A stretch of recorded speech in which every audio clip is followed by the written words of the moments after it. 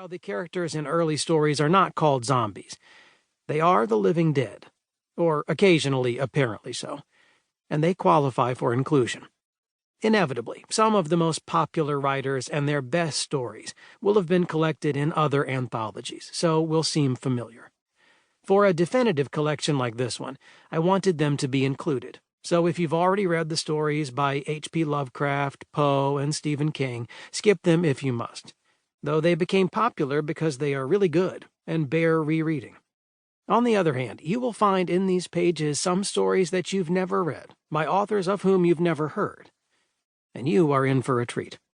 To cover the broad spectrum and significant history of zombie literature required a good bit of research, and I am indebted to the welcome and needed assistance of numerous experts in the genre, most notably John Palin, Robert Weinberg, John Knott, Chris Roden, Joel Freeman, Michel Slung, and Gardner Dozois.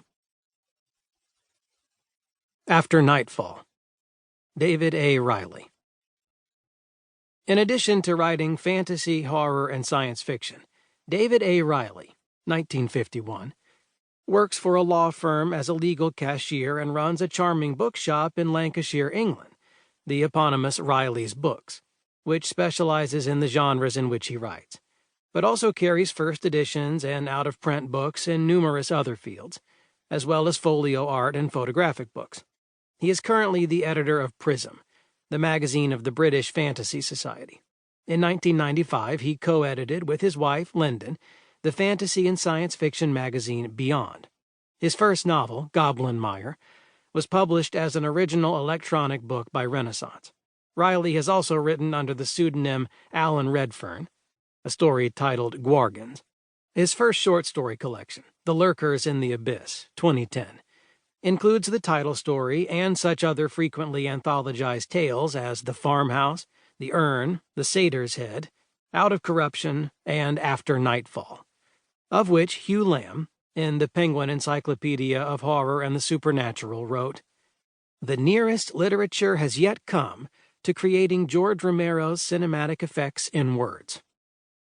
After Nightfall was first published in Weird Window, 1970, then in The Year's Best Horror Stories, edited by Richard Davis. London, Sphere, 1971. David Riley. After Nightfall. 1.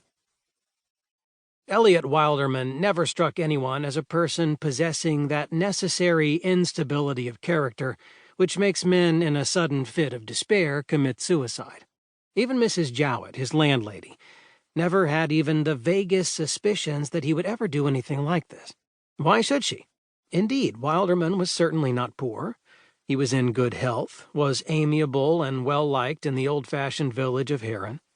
And in such an isolated hamlet as this, it took a singularly easygoing and pleasant type of person to be able to get on with its definitely backward, and in many cases decadent, population.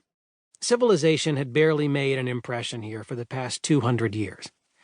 Elsewhere, such houses as were common here and lived in by those not fully sunken into depraved bestiality were thought of as the slums, ancient edifices supporting overhangs, gables, high-peaked roofs, bizarrely raised pavements 3 feet above the streets, and tottering chimneys that towered like warped fingers into the eternally bleak sky.